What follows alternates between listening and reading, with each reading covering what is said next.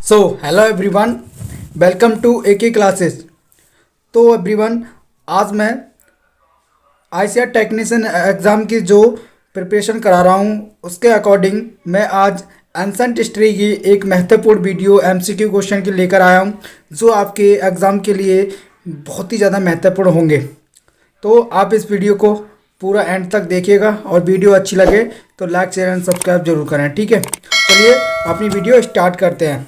तो आपका question number 1 है, हड़प्पा सभ्यता का सर्वाधिक मान्यता प्राप्त काल है, बताइए। जो हड़प्पा सभ्यता है उसका सर्वाधिक मान्यता प्राप्त काल कौन सा है? ऑप्शन दिए हुए 2800 ईसा पूर्व से 2000 ईसा पूर्व। ऑप्शन नंबर सेकंड दिया है 2500 ईसा पूर्व से 1750 ईसा पूर्व। और ऑप्शन नंबर 3 दिया है 3500 ईसा पूर्व से 1800 ईसा पूर्व। और ऑप्शन डी दिया है निश्चित नहीं हो सकता। बताइए तो इसमें से आपका करेक्ट आंसर क्या हो जाएगा, बताइए। तो इसका करेक्ट आंसर हो जाएगा ऑप्शन नंबर बी, 2500 ईसा पूर्व से 1750 ईसा पूर्व को हड़प्पा सभ्यता का मान्यता प्राप्त काल माना जाता है। चलिए नेक्स्ट क्वेश्चन देखते हैं। क्वेश्चन नंबर 2, सिंधु घाटी की सभ्यता निम्नलिखित में से किस सभ्यता के समकालीन नहीं थी? बताइए जो सिंधु घाटी की सभ्यता थी वह किस सभ्यता के समकालीन नहीं थी? ऑप्शन दिए हैं मिस्र की सभ्यता, मेसोपोटामिया की सभ्यता, चीन की सभ्यता, ग्रीक की सभ्यता। तो आप सभी को पता होगा कि जो सिंधु घाटी की सभ्यता थी वह मिस्र की सभ्यता की भी थी, उसमें मेसोपोटामिया की सभ्यता भी थी, चीन की सभ्यता भी थी, लेकिन ऑप्शन नंबर डी ग्रीक की सभ्यता सिंधु घाटी की सभ्यता में नहीं थी। तो आपका करेक्ट आंसर क्या हो जाएगा? ग्रीक की सभ्यता। ठीक है, आई होप समझ में आएगा। चलिए नेक्स्ट क्वेश्चन देखते हैं। क्वेश्चन नंबर 3, धमाकेदार सीरीज चल रही है और आप इस सीरीज से जुड़ जाइए, इस मेरे सब चैनल को सब्सक्राइब कर लीजिए, इस बार पक्का सिलेक्शन ले जाना है। ठीक है, चलिए नेक्स्ट क्वेश्चन देखते हैं। क्वेश्चन नंबर 3, सिंधु घाटी की सभ्यता कहाँ तक विस्तृत थी? बताइए जो सिंधु घाटी की सभ्यता थी वह कहाँ तक विस्तृत थी? ऑप्शन दिए हैं पंजाब, दिल्ली और जम्मू कश्मीर, राजस्थान, बिहार, बंगाल और उड़ीसा, पंजाब, राजस्थान, गुजरात, उड़ीसा और बंगाल, पंजाब, राजस्थान, गुजरात, उत्तर प्रदेश, हरियाणा, सिंधु और बलूचिस्तान। बताइए आपका करेक्ट आंसर क्या हो जाएगा इसमें से? तो चलिए करेक्ट आंसर बताते हैं। इसका करेक्ट आंसर हो जाएगा option number D, Punjab, Rajasthan, Gujarat, Uttar Pradesh, Haryana, Sindhu और बलूचिस्तान। इसका करेक्ट आंसर हो जाएगा। चलिए नेक्स्ट क्वेश्चन देखते हैं। क्वेश्चन नंबर 4, सिंधु घाटी की सभ्यता में घोड़े के अवशेष कहाँ पर मिले थे? बताइए जल्दी बताइए, जल्दी आंसर कीजिए। सिंधु घाटी की जो सभ्यता में जो घोड़े के अवशेष पाए गए थे वो कहाँ पर मिले थे? बताइए। ऑप्शन दिए सुरकोटदा, बनावली, लोथल और कालीबंगा। बताइए।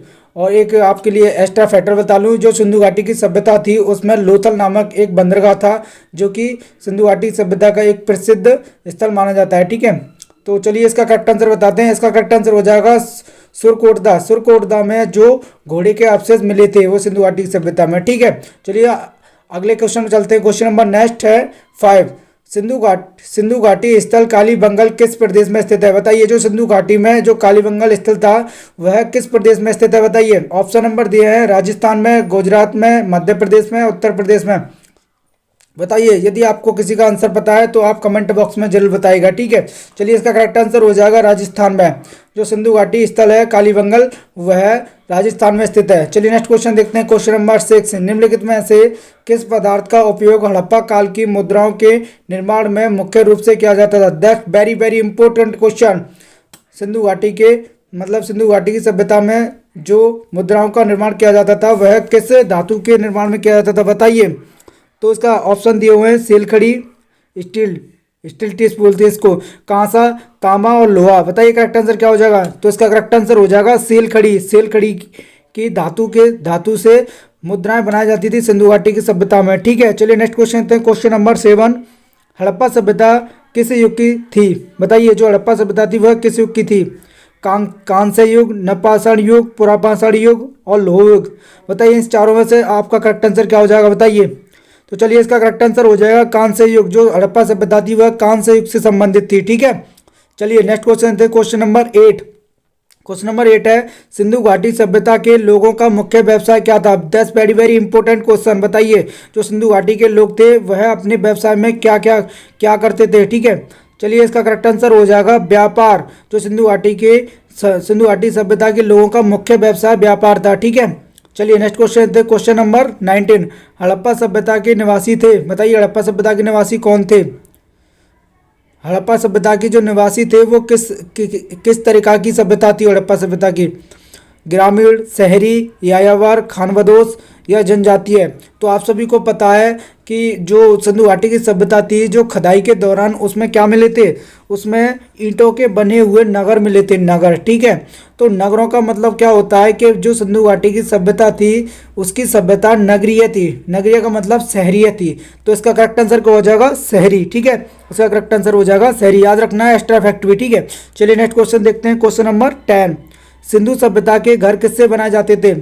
तो आप सबने सिंधु सभ्यता घाटी पढ़ी होगी, प्राचीन भारत पढ़ा होगा, तो उसमें हमें पता है कि जो सिंधु सभ्यता के जो घर बनाए जाते थे खदान के दौरान हमें बहुत सारी ईंटें मिली थी और ईंटों के नगरियाँ, गली, मोहल्ले मिले थे जो कि शहरी सभ्यता थी, और उसमें जो भी मकान मिले थे वह सब ईंटों से बनाए गए थे। ठीक है, तो वे किससे बनाए जाते थे, ईंटों से बनाए थे। तो इसका करेक्ट आंसर क्या हो जाएगा, ईंटें से। ठीक है, चलिए नेक्स्ट क्वेश्चन देखते हैं, क्वेश्चन नंबर 11। कौन से 3 वेद संयुक्त रूप से त्रयी या वेद त्रयी कहलाते हैं, बताइए। ऑप्शन दिए ऋग्वेद, यजुर्वेद और सामवेद, ऋग्वेद, यजुर्वेद और अर्थवेद, ऋग्वेद, सामवेद और अर्थवेद, यजुर्वेद, सामवेद और अर्थवेद। बताइए इसमें से कौन सा ऑप्शन आपका करेक्ट हो जाएगा। चलिए इसका करेक्ट आंसर हो जाएगा ऋग्वेद, यजुर्वेद और सामवेद। ऑप्शन नंबर ए इसका करेक्ट आंसर है। ठीक है, चलिए नेक्स्ट क्वेश्चन थे, क्वेश्चन नंबर 12। भारत के राज चिन्ह में प्रयुक्त होने वाले शब्द सत्यम बजते किस उपनिवेश से लिए गए हैं, बताइए। भारत के राष्ट्रीय चिन्ह में जो प्रयोग होता है सत्यम बजते, वह किस उपनिवेश से लिया गया है। ऑप्शन दिए हैं मुंडक उपनिवेशद, कंठ उपनिषद, ईश उपनिषद और बृहदारण्यक उपनिषद। बताइए इसका करेक्ट आंसर क्या हो जाएगा। तो इसका करेक्ट आंसर हो जाएगा कठ उपनिषद। कठ उपनिषद से भारत का जो राज चिन्ह है उसमें सत्यमेव लगाया जाता है, वो उससे लिया गया है। ठीक है, चलिए आपका नेक्स्ट क्वेश्चन देखते हैं, क्वेश्चन नंबर 13। क्वेश्चन नंबर 13 दिया है, ऋग्वैदिक आर्यों का मुख्य व्यवसाय क्या था। जो ऋग्वैदिक में आर्य थे वह अपना मतलब जो व्यापार मुख्य व्यवसाय करते थे वो क्या करते थे। तो आप सभी को पता है जो प्राचीन भारत था, मतलब कि जो सिंधु सभ्यता थी उसमें जो लोग थे वह व्यापार करते थे, क्योंकि वह शहरी सभ्यता थी, नगरीय सभ्यता थी। उसमें जो भी घर मिले थे वो ईंटों से बने हुए मिले थे। लेकिन ऋग्वेद में जो आर्य थे, आर्य कैसे कहते हैं, जो एक स्थान से दूसरे स्थान पर चले जाते हैं, तो उनके पास ना तो कोई मतलब साधन था और ना ही कोई चीज़ें थी, तो इसलिए वह क्या करते थे, अपना जो मुख्य व्यवसाय था उनका पशुपालन था। सबसे पहले उन्होंने कुत्ता पाला था। ठीक है, आपको यह याद रखना है। चलिए नेक्स्ट क्वेश्चन देखते हैं, इसका करेक्ट आंसर हो जाएगा पशुपालन हो जाएगा इसका करेक्ट आंसर। ठीक है, तो चलिए इसका नेक्स्ट क्वेश्चन देखते हैं। नेक्स्ट क्वेश्चन है 14।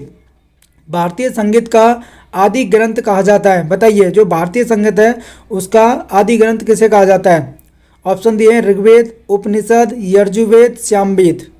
बताइए आपका करेक्ट आंसर क्या हो जाएगा इसमें। तो इसका करेक्ट आंसर हो जाएगा सामवेद। सामवेद में भारतीय संगीत का आदि ग्रंथ है। ठीक है, चलिए नेक्स्ट क्वेश्चन देखते हैं, क्वेश्चन नंबर 15। क्वेश्चन नंबर 15 है, प्रथम विधि निर्माता कौन है, बताइए। विधि निर्माता कौन है प्रथम, विश्व के विधि निर्माता कौन है प्रथम। तो चलिए इसके ऑप्शन दिए हैं मनु, चाणक्य, चंद्रगुप्त और सेल्यूकस। बताइए इसका करेक्ट आंसर क्या हो जाएगा। तो इसका करेक्ट आंसर हो जाएगा मनु प्रथम विधि निर्माता हैं। ठीक है, चलिए अगला क्वेश्चन देखते हैं, क्वेश्चन नंबर 16। क्वेश्चन नंबर 16 है, कृष्ण भक्ति का प्रथम और प्रधान ग्रंथ है, बताइए। ऑप्शन दिए हुए महाभारत, श्रीमद् भागवत गीता, गीत गोविंद, इनमें से कोई नहीं। बताइए क्या हो जाएगा।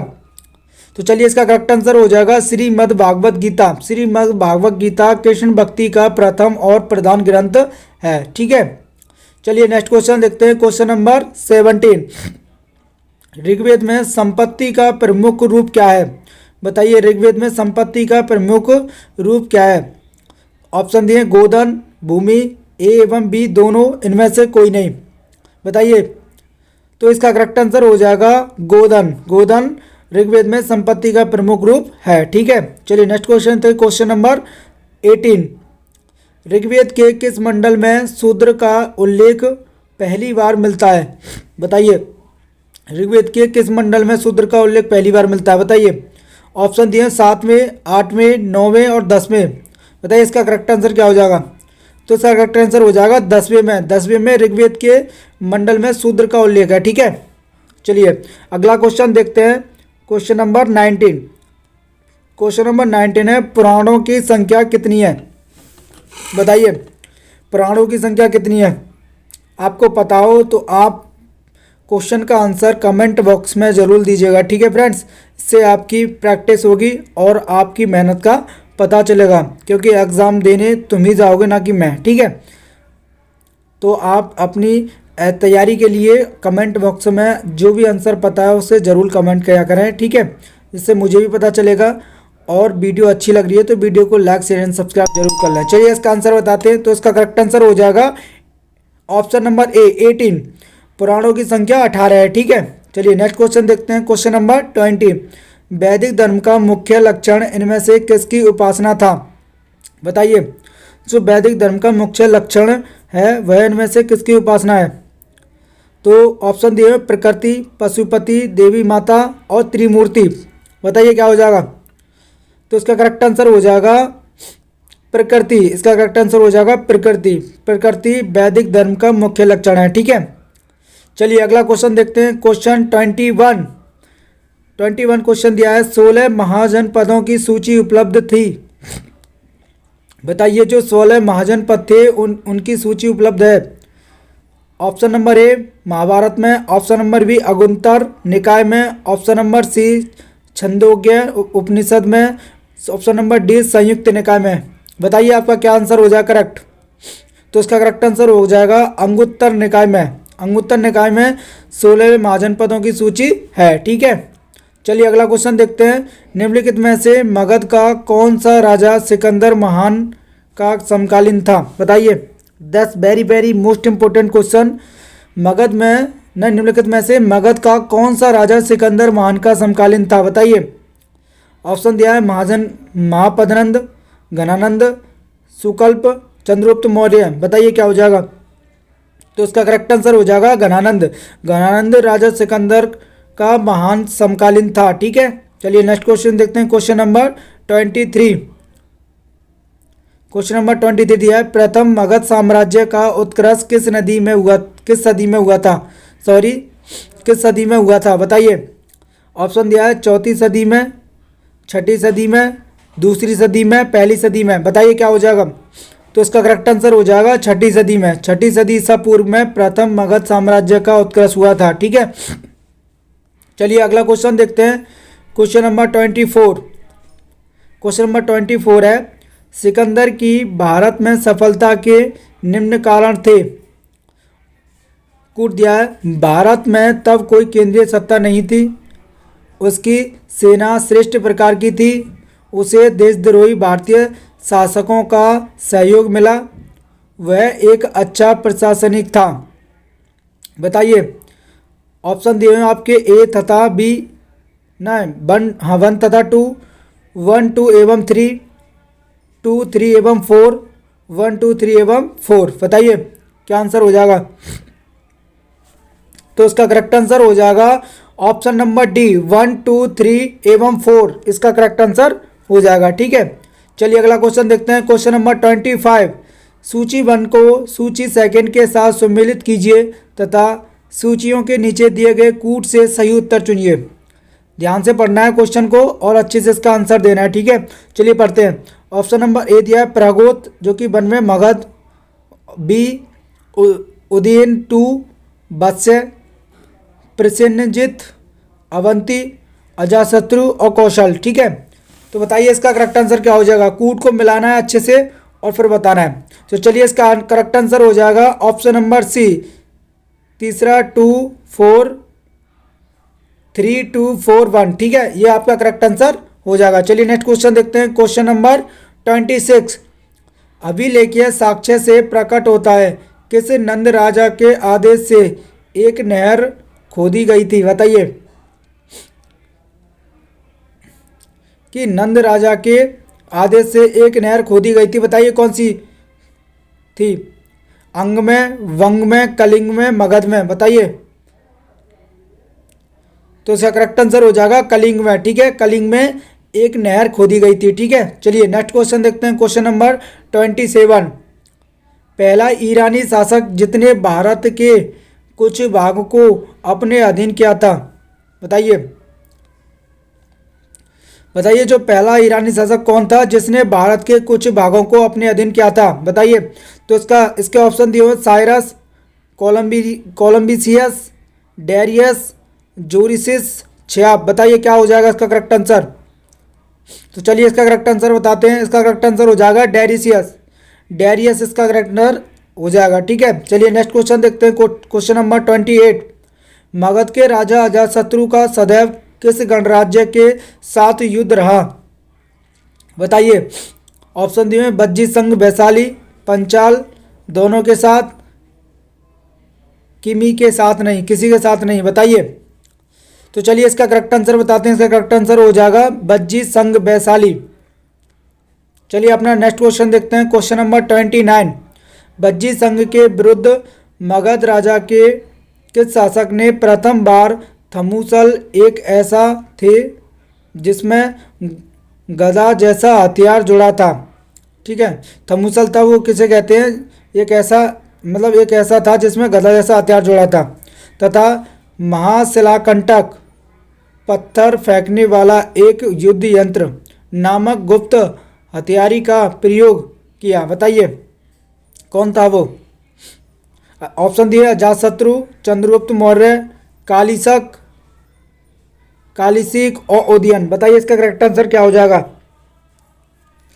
तो चलिए बताते हैं। इसका करेक्ट आंसर हो जाएगा अजातशत्रु। अभी बताया मैं इससे पहले ही, जो बज्जी संघ था उसमें कौन थे, उसमें अजातशत्रु थे। तो इसका ऑब्वियसली करेक्ट आंसर क्या हो जाएगा, अजातशत्रु ही हो जाएगा। चलिए आपका आज का नेक्स्ट क्वेश्चन जो कि लास्ट क्वेश्चन भी है। ठीक है, क्वेश्चन नंबर 13। क्वेश्चन नंबर 13 है नंदवंश का अंतिम सम्राट कौन था, और इसका आंसर आपको देना है। ठीक है, मैं हर क्लास में एक क्वेश्चन आपके लिए छोड़ता हूं जो कि आप उसका आंसर बताओगे कमेंट बॉक्स में। ठीक है, और फिर इस क्वेश्चन का जिक्र हम, अगर आप कमेंट करके बोलोगे तो अगले नेक्स्ट क्लास में कर देंगे। ठीक है, आंसर बता देंगे। फिलहाल आप सभी इसका आंसर दीजिएगा। आई होप आपको वीडियो अच्छी लगी होगी, तो वीडियो को लाइक, शेयर एंड सब्सक्राइब जरूर करना है और मेरे चैनल से ज़रूर जुड़ जाएं, और इससे आगे वाली सभी वीडियो आपको प्राप्त होती रहे, और आपकी ICAR technician and all exam जैसे यूपी लेखपाल, SSC, GG किसी भी के लिए बहुत ही महत्वपूर्ण ये आपके लिए वीडियो आएंगी। ठीक है, तो चलिए मिलते हैं अगली क्लास में। Thanks for watching this video. जय हिंद, जय भारत।